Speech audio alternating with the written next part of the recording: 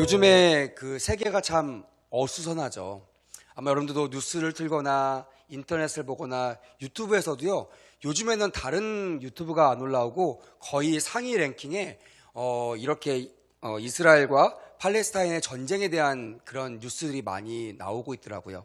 심지어 어떤 한 채널은 24시간 계속 같은 뉴스를 반복해가면서 지금 위험한 시기라고 알려주고 있는 것 같았습니다.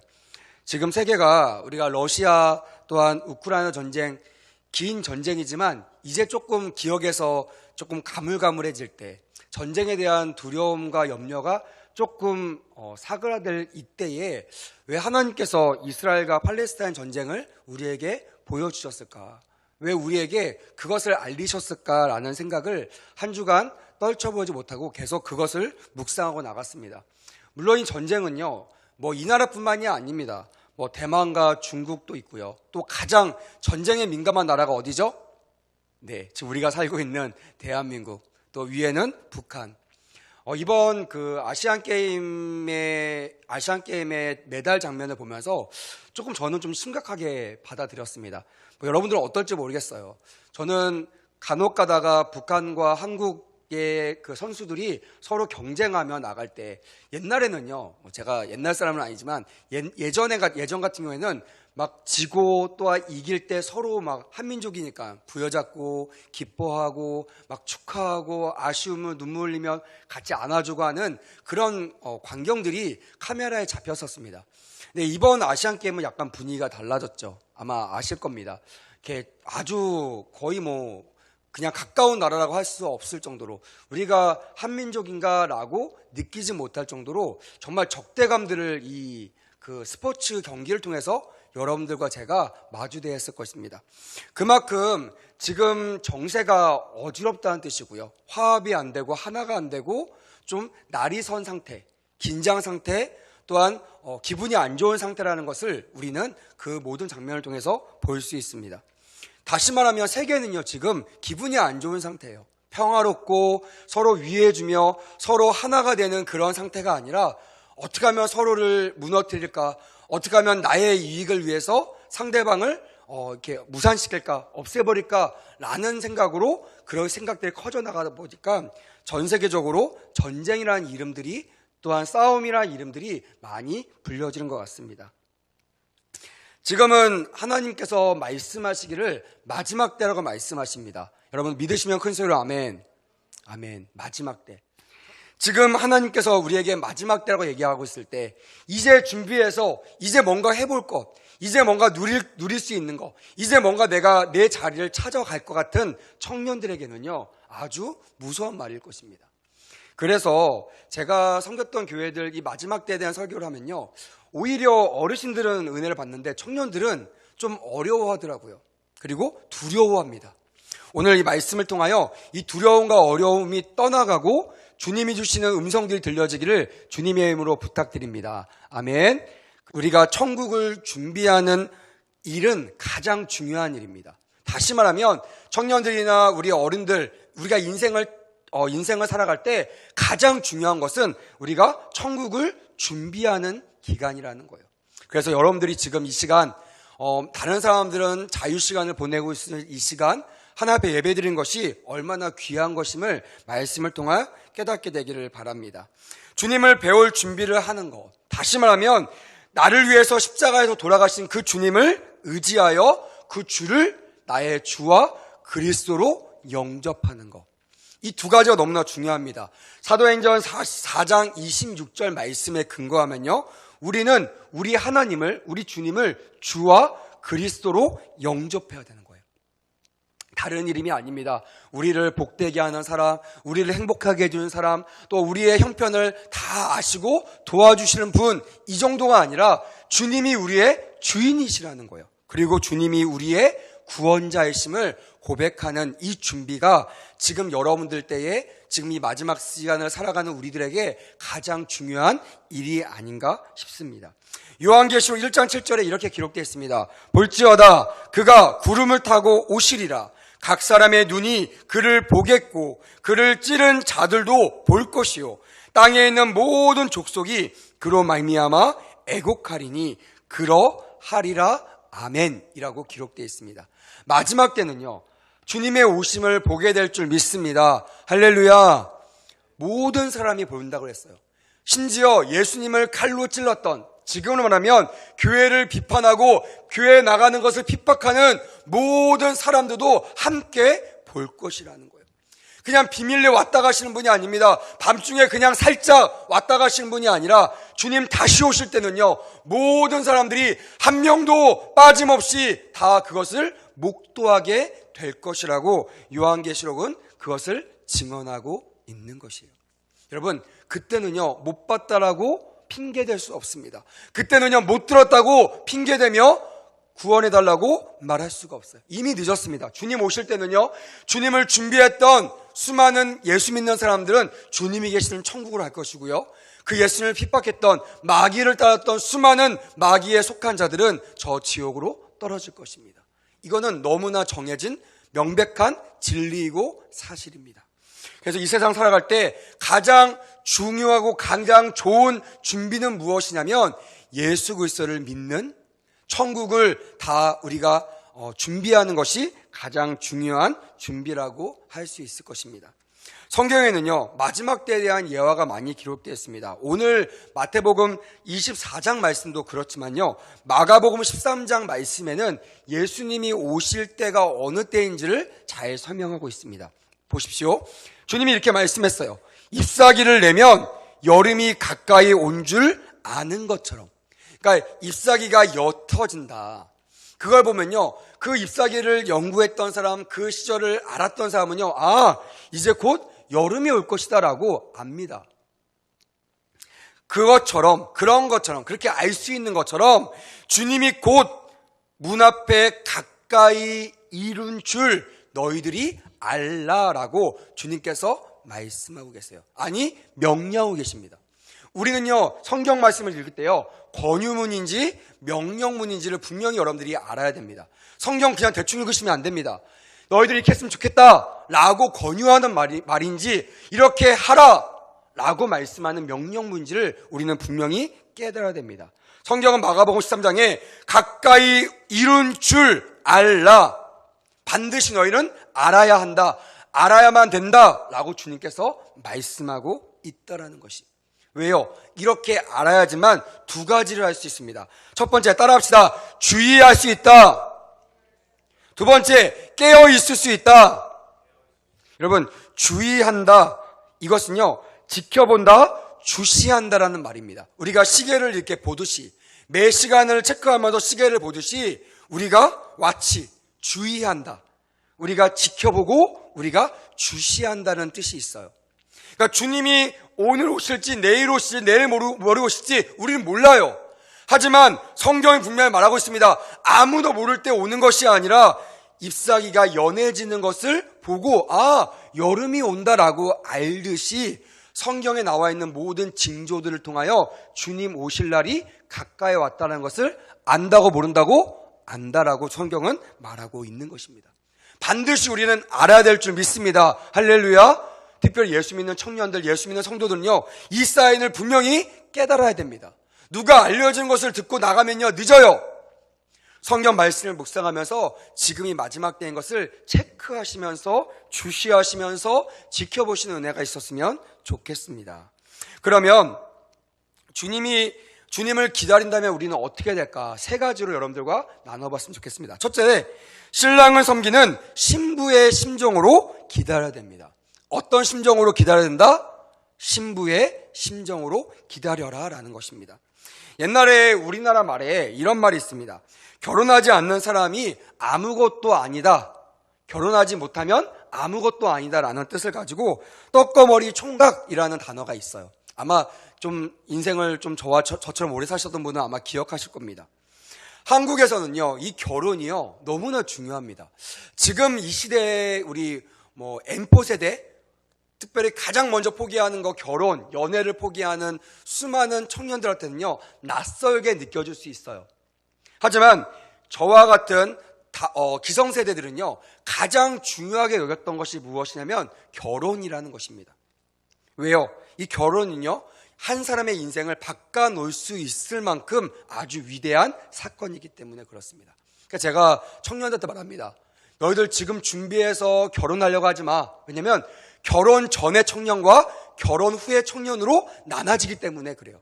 많은 청년들이 왜 결혼을 어려워하느냐? 내가 결혼할 만큼 준비되어야 결혼한다고 누가 알려주지 않은 그런 잘못된 생각을 갖고 있기 때문에, 그래서 결혼을 위해서 준비하는 시간을 허비하지 마시고 결혼을 하십시오. 그럼 하나님께서요, 결혼 후에 여러분들을 만들어 가실 줄 믿습니다. 아멘. 이 말씀이 좀 깨달아졌으면 좋겠습니다. 자, 이렇게 결혼이 중요한 사회에 살고 있는 우리들. 그래서요, 옛날 제가 결혼식을 할 때는 안 했는데, 저희 누나가 결혼식 할 때만 해도요, 신부 집에 누가 찾아오냐면 신랑과 신랑의 친구들이 결혼 전날에 찾아옵니다. 함사세요 막 이런 거 들어봤을 겁니다. 지금은 잘 안 합니다. 지금 함사세요 하면요, 신고가 들어온다고 해요. 시끄럽다고. 그래서 함사시오 이런 행사를 안 하는데, 우리 누나가 결혼할 때만큼만 해도 우리 매형과 친구들이 막 오징어 이렇게 얼굴에 뒤집어 쓰고요, 함 이렇게 뒤에 짊어지고 막 집집마다 다니면서 함사세요 함사세요.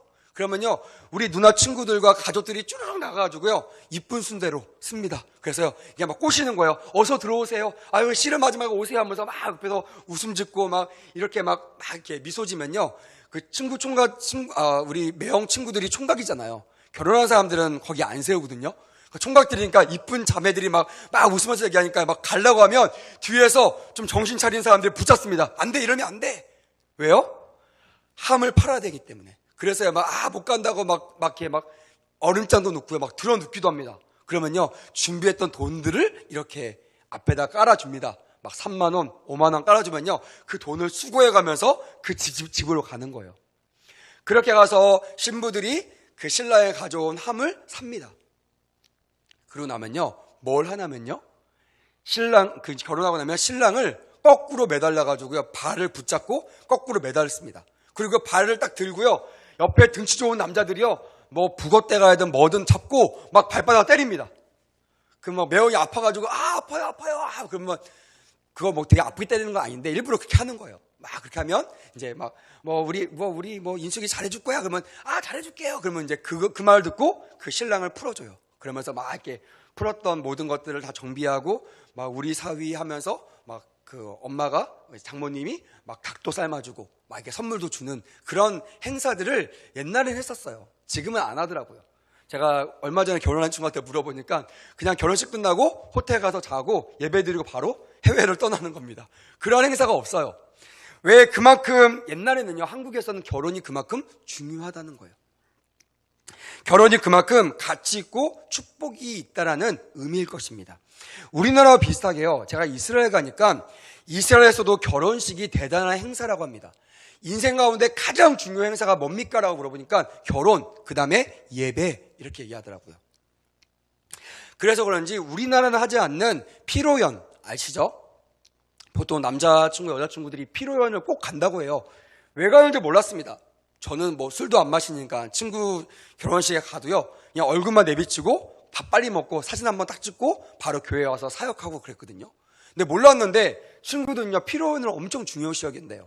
왜 그러냐 했더니 거기는 결혼한 친구들뿐만이 아니라 결혼하지 않은 친구들의 남편, 또 아내들의 친구들이, 처녀총각들이 모이는 장소이기 때문에 직성 만남이 유용한 그런 시간들이라고 하더라고요. 그래서 결혼식이기 때문에 멋있게 차려입는 것이 아니라 이 피로연 때 나의 반려자를, 나의 평생의 배필을 만나기 위해서 이쁘게 하고 간다는 말을 듣게 되었습니다. 근데 우리는 보통 결혼식 끝나고 한 3시간, 2시간 이 정도만 피로연을 하거든요. 근데 그 이스라엘을 물어보니까 피로연이 무려 2주간, 며칠이라고요? 2주, 14일 동안 피로연을 맨날 여는 거예요. 포인트는 신랑이 신부를 데려오기 위하여 그냥 데리고 오는 것이 아니라, 그냥 한번 딱 하고 그냥 끝났다, 이게 아니라 2주 동안 감사함을 표현하고 신부가 자기가 살던 집을 잘 떠나올 수 있도록 그런 일들을 해나간다는 것입니다. 이스라엘 지역은요, 결혼식이 보통 아침이나 점심이 아니라 주로 저녁에 한다 그래요. 그것 때문에 그런지 몰라도 요즘에 우리나라도 결혼식을 저녁에 하는 데가 있습니다. 저희 친척도 제가 물어보니까 이제 이번 달 말에 하는데 저녁 6시에 결혼을 하더라고요. 저희 때만 해도요, 저녁 6시에 한다 그러면 친구들이 아무도 안 갔습니다. 말도 안 되는 일이죠. 어떻게 저녁 6시에 친구들을 부릅니까? 근데 요즘에는 많이 바뀌어가지고, 물론 결혼식도 잡기 어렵기도 하지만, 이제 이 시간 이런 것들이 조금 프리해진 것 같아요. 그래서 저녁에도 결혼식을 하는 것을 보게 되었습니다. 그런 이스라엘의 그 상황들 때문에 뜨거운 낮이 아닌 시원해지는 저녁 무렵, 한 4시나 5시, 6시 정도에 결혼식을 주로 한다고 합니다. 그래서 이 결혼식을 하는데요, 시간을 정해놓고 하지 않고, 물론 요즘에는 정해놓고 한다고 해요. 왜냐면 이스라엘도 이제 시대가 많이 바뀌었으니까. 근데 옛날에는요, 거의 일보 직전, 결혼식 하기 일보 직전에 신랑이 신부 집에 오면 결혼식을 하는 거예요.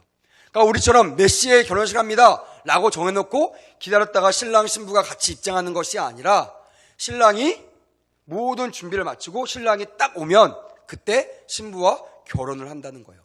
그래서 여러분들 아마 아실 겁니다. 열처녀 비유 아시죠? 왜 5처녀, 등불 준비하던 처녀가 결혼하지 못했을까요? 우리나라로 생각하면 말도 안 되죠. 결혼식을 앞두는 처녀를 어떻게 신랑이 그냥 예고도 없이 찾아올 수 있을까? 말도 안 돼. 이건 지어낸 얘기할 텐데요. 이스라엘 상황을 보면요, 이런 말이 안 나오죠. 이게 전통이고 이게 일반적이었습니다. 그러니 뭡니까? 신부는요, 신랑을 마주하기 위해서 뭐 해야 돼요? 기다려야 됩니다. 언제까지? 신랑이 올 때까지. 준비하고 있어야 돼요. 꽃단장하고 있어야 되고요, 등불 켜놓고 있어야 됩니다. 만약 신랑이 왔는데 불이 꺼져 있어요, 문이 닫혀 있어요, 그럼 그날 결혼할 수 있어 없습니까? 없습니다. 그래서 성경은 우리에게 열처녀의 비유를 통하여 우리 영적으로 우리가 맞이해야 될 그 신랑 대신 예수님을 신부로서 어떻게 맞이해야 되는가, 주님을 어떻게 우리가 준비해야 되는가, 기다려야 되는지를 잘 설명하고 있는 것입니다. 여기에서 신랑은 그리스도를, 신부는 우리 성도들을 상징하고 있고요, 여기에 기름은 성령을, 그리고 그릇은 사람의 마음을 그렇게 상징하고 있습니다. 그래서 항상 예수님을, 신랑 대신 예수님을 맞이하려면요, 기다리려면 성령의 등불을 준비하고 있어야 된다. 그 말은 뭐냐면 우리는 주님이 언제 올지 알 수 없죠. 근데 성령님은요, 그걸 깨닫게 하세요. 지금 마지막 때고 주님 곧 오실 것을 깨닫게 합니다. 그래서 여러분, 제가 이런 말씀을 전하면요, 그 교회가 마지막 때에 깨어있는 교회들은요, 이 말씀에 반응합니다. 이 말씀에 회개합니다. 방탕하고 준비하지 않는 우리의 모습을 회개합니다. 하지만 그런 말씀을 전하지 않았던 교회, 그런 거에 연연하지 않고 그냥 종교 행사로 내가 주일날 예배 한번 드리면 됐지 라는 마음으로 그렇게 가리키고 그렇게 드렸던 교회들은요, 이런 말씀에 거부 반응이 일어나죠. 왜 꼭 그렇게 해야 됩니까? 왜 꼭 언제 올지를 모르는데 우리가 그렇게 헛수고해야 됩니까? 라고 얘기합니다. 하지만 여러분, 오늘 말씀은요, 그것이 헛수고가 아니고 그거 정말 주님을 만날 준비임을 우리에게 말씀하고 있는 것입니다. 말세는요, 말세의 징조는 점점 짙어져 오고 있습니다. 옛날에는요, 전쟁과 기근 얘기하면요, 먼 나라의 이야기였습니다. 이루어지지 않았어요. 우리나라도요, 70년 이상 전쟁이 멈춰있기 때문에 저와 같은 젊은이들, 여기 있는 모든 사람이요, 전쟁에 대해서 별로 심각하게 생각하지 않습니다. 근데 우리가 조금만 더 전쟁에 대해서 연구하고 전쟁의 사건의 그 폐해들을 우리가 묵상한다면 사실은 여기저기 터지는 전쟁이 그냥 전쟁의 이야기로 들리지 않는다는 것이에요. 왜요? 그것이 증거고 그것이 근거이기 때문에 그렇습니다. 우리는 여러 가지 성경의 근거들을 통하여 마지막 때가 가까이 하고 있음을 우리는 알아야 됩니다. 다시 말하면 주님이, 신랑 되신 주님이 신부인 우리를 맞이하러 오시는 결혼식 날이 가까이 오고 있다는 것을 인식해야 됩니다. 한번 생각해 보세요. 결혼식을 준비하는 신부가 다른 일을 합니까? 직장일 한다고 신부가 준비하지 않고 결혼식장에서 노트북 가지고 일하시는 신부 본 적 있습니까? 신랑이 결혼식 앞두고 내가 나가서 돈 벌어야지 우리 아내 먹여 살리니까 막노동 뛰면서 시간 맞춰서 그 더러워진 옷으로 뛰어오는 신랑 보신 적 있으십니까? 없어요. 그거는 뭐예요? 신랑 신부는요, 세상이 무너져도 이 결혼식이 가장 중요한 사람들입니다. 다시 말하면 이 시대를 살아가는 우리들이 세상을 버리라는 뜻이 아니에요. 세상에 대충대충 살라는 것이 아닙니다. 열심히 사셔야 됩니다. 그것이 하나님이 우리 믿는 자들에게 명령하신 것이에요. 빛과 소금의 역할을 감당해야 됩니다. 선한 영향력을 끼치셔야 됩니다. 할렐루야. 또한 피스메이커 역할을 감당하셔야 됩니다. 여러분, 평화의 사도는요, 그냥 대충대충 살아서는 안 됩니다. 사람들이 저 사람 보면 희망이 생기고 저 사람 하는 말을 어떤 말든지 받아들일 정도의 사람이 되려면요, 사회에서도 덕목 있는 사람이 되어야 됩니다. 그러면요, 그냥 대충대충 정신없이 살아면 안 됩니다. 이른바 청소년처럼 살아서는 절대로 안 됩니다. 어른처럼 많은 사람들이 공경하는 그런 어른으로 살아가야 됩니다. 그런데 그런 우리들에게 그런 일을 명령할 주님께서 그 어떤 것보다 가장 중요한 것을 명령하셨는데, 그것이 바로 결혼식이라는 거예요. 신랑이 오실 때 신부들이 왜 이렇게 이 마지막 때를 준비하면서 왜 이렇게 최선을 다해서 살아가는가, 그 목적을 잃어버려서는 안 된다는 것입니다. 여러분, 왜 돈을 버십니까? 왜 공부하십니까? 왜 연애하십니까? 왜 새로운 가정을 위해서 애쓰십니까? 왜 배우자를 위해서 기도하십니까? 그것은 하나님 나라를 위해서입니다. 그렇게 고백하시면 큰 소리로 아멘. 그런 사람들이 여러분들 연애를 위해서 주님의 나라를 등한시한다? 내가 직장에 취직하기 위해서, 직장에 일하기 위해서 주일 성소를 안 한다? 여러분, 그거는 주객이 전도된 겁니다. 누가 봐도요, 주인이 절대로 기뻐하지 않는 일을 종인 우리들이 하고 있는 것입니다. 그러니까 주님께서 말씀하십니다. 깨어있어라, 정신을 차려라, 근신하라. 이렇게 주님께서 우리에게 말씀하고 있는 것입니다. 노아의 때처럼 향락적인 삶을 향해 무섭게 빠져들고 있는 우리들에게 오늘 38절은 이렇게 말씀하십니다. 한번 읽어보겠습니다. 38절 시작. 홍수전에 노아가 방주에 들어가던 날까지 사람들이 먹고 마시고 장가들고 시집가고 있으면서 라고 되어 있습니다.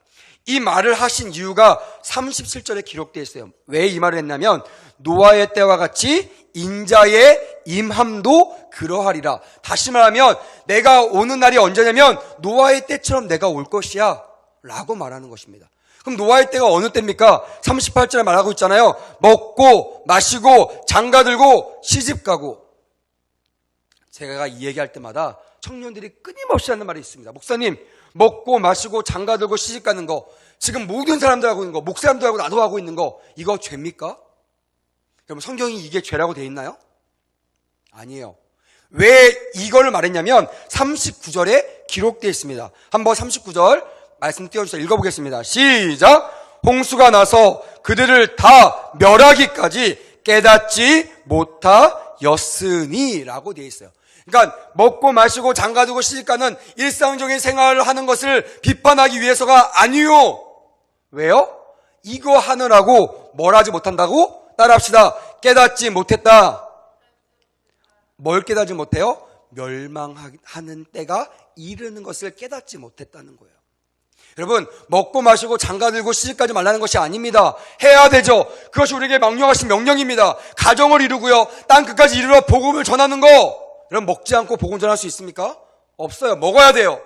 제가 아는 목사님은 사역하는데, 어떤 목사님은 금식하며 사역하는데요, 제가 멘토로 여기는 그 목사님은요, 약을 먹여가면서 사역해요. 더 열심히 사역하래요. 더 최선을 다해서 충만해서 사역하라는 것입니다. 그렇습니다. 사역하려면 먹어야 됩니다.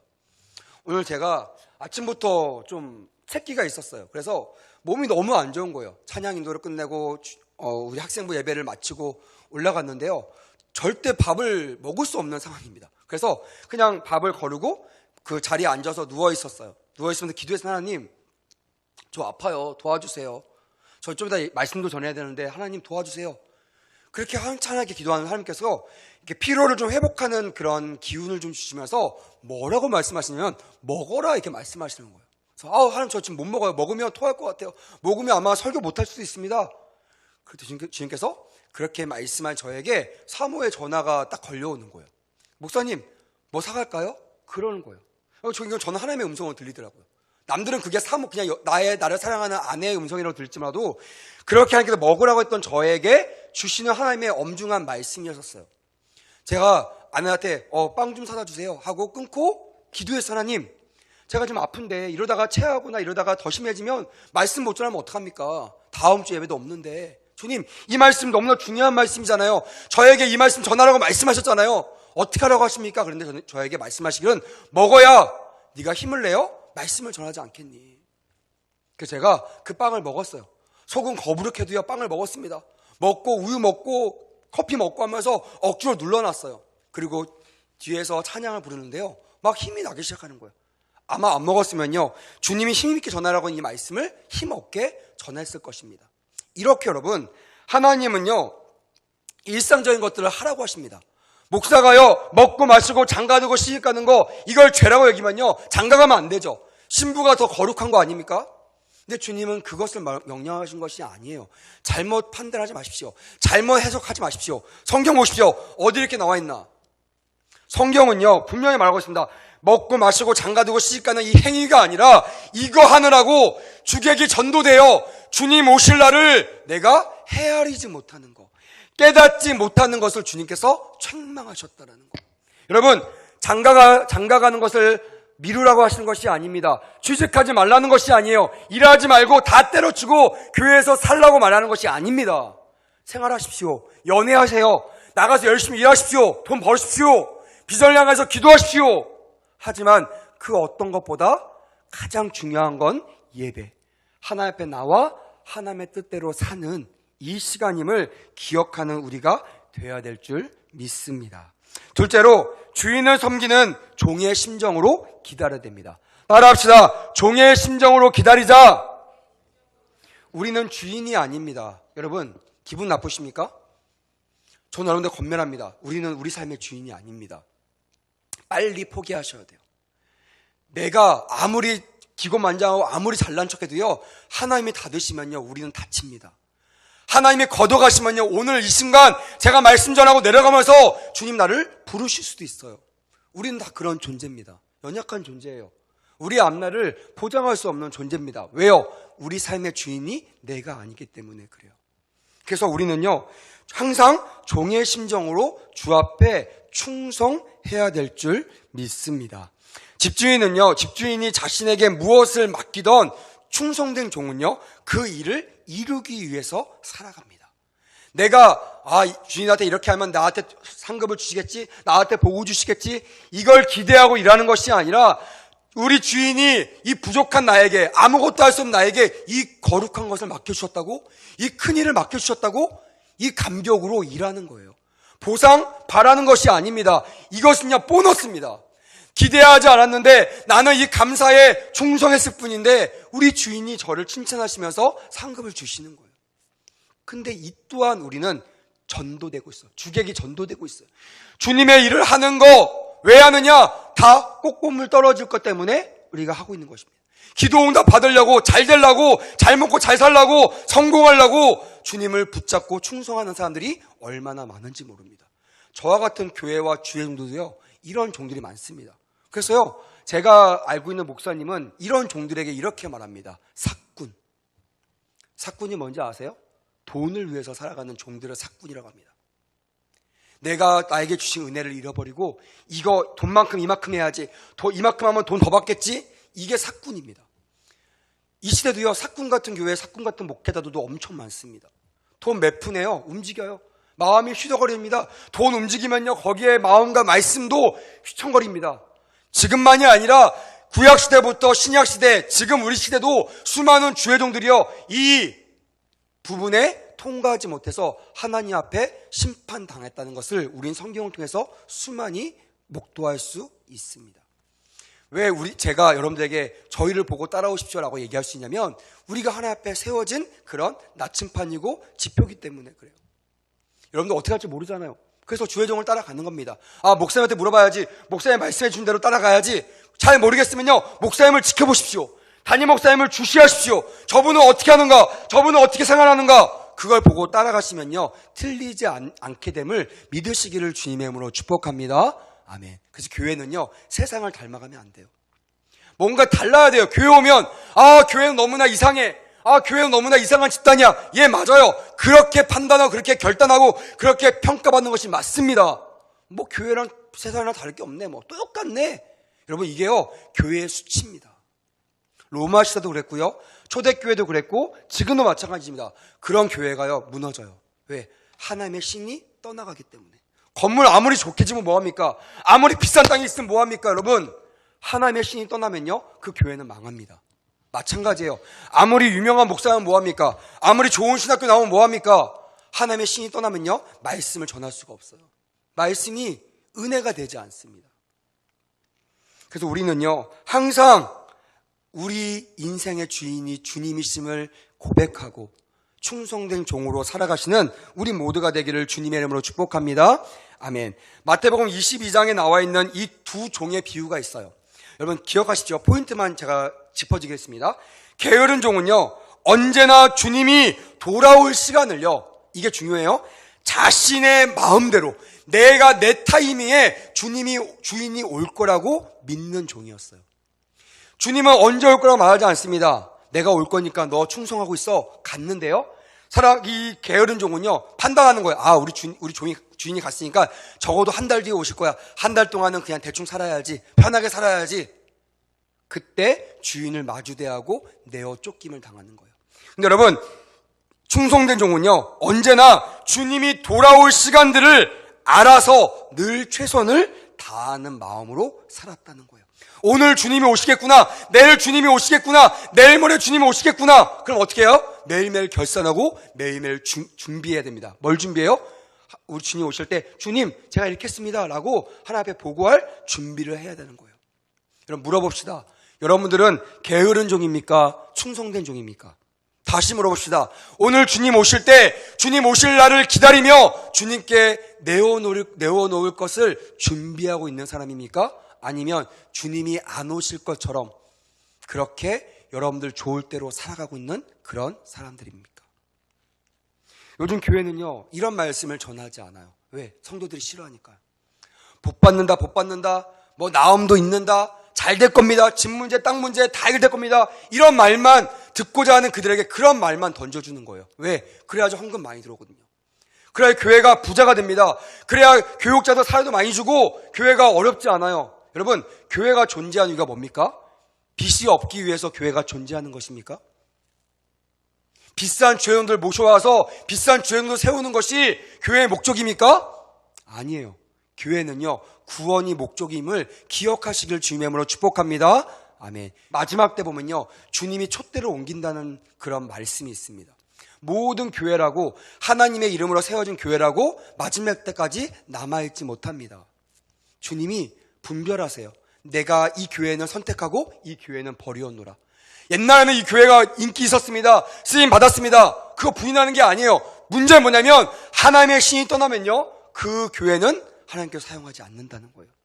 저는 그게 두려워요. 제가 섬기는 교회에 하나님의 신이 떠날까 봐 그게 두렵습니다. 제가 섬기는 청년부에 하나님의 신이 떠날까 봐 그게 전 두려워요. 제가 사랑하는 우리 제자들에게 하나님의 신이 떠날까 봐 그게 두렵습니다. 왜요? 제자들이요, 깨어있지 못하기 때문에, 교회가 깨어있지 못하기 때문에, 회개하기보다는 그들을 위로하는 메시지로 가득 차기 때문에입니다.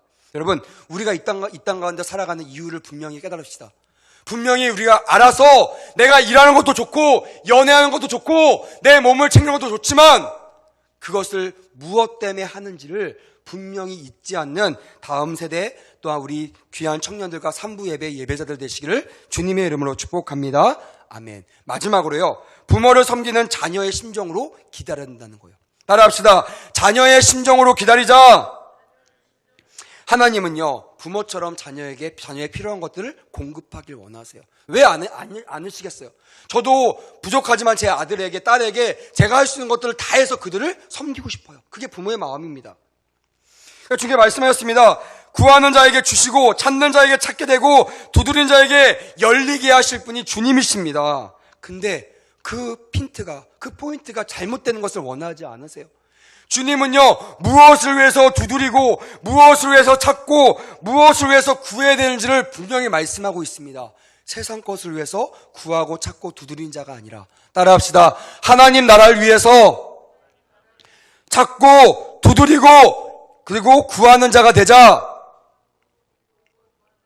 그런 자가 되기를 주님의 이름으로 축복합니다.